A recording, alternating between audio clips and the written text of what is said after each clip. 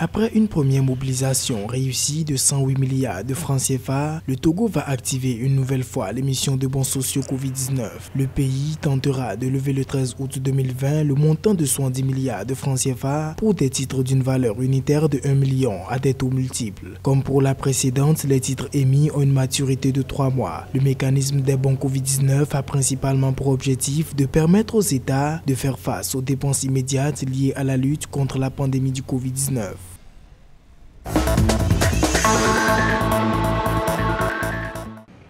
Au Mali, le coronavirus aggrave la situation humanitaire des populations. Le pays appelle à un financement suite à un plan élaboré, s'élevant désormais à 474 millions de dollars, soit 84 millions de plus qu'en janvier 2020. Cette hausse du plan de réponse humanitaire découle de l'augmentation des besoins dus à la crise sanitaire. Selon les autorités, cette dernière est aujourd'hui rendue plus complexe et exige une adaptation des priorités et des modes d'intervention opérationnels en phase avec les mesures barrières pour la lutte contre la propagation de la maladie.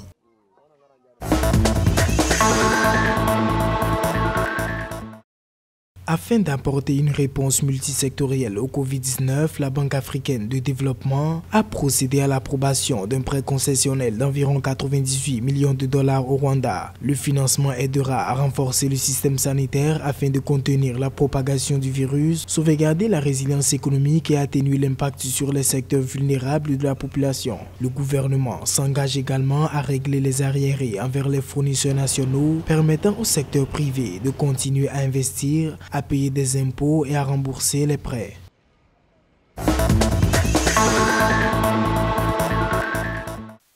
Revenons sur la situation épidémiologique en Tunisie. La direction de l'Office national des maladies nouvelles et émergentes a affirmé que 3 agents de la compagnie tunisienne sont porteurs du coronavirus. Après l'isolement et la mise en quarantaine obligatoire des concernés, tout l'aéroport Tunis-Carthage a été désinfecté, d'autant plus que 1500 tests ont été réalisés dans les rangs du personnel. La situation n'a pas porté atteinte à la bonne évolution des travaux.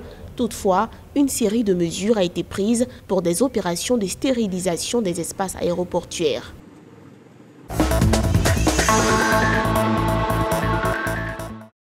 Au Maroc, le ministre de la Santé, Khalid Taleb, met en garde la population contre une montée en puissance des cas de contamination du coronavirus. Malgré le caractère inquiétant de la situation, les autorités disent garder le contrôle. Les déplacements intempestifs et le relâchement dans le respect des mesures préventives sont autant de facteurs liés à la hausse des cas. Les villes du royaume les plus fréquentées ont été une cible facile, augmentant les taux de reproduction du virus. À noter que près de 46% des personnes en réanimation se trouvent à Tanger.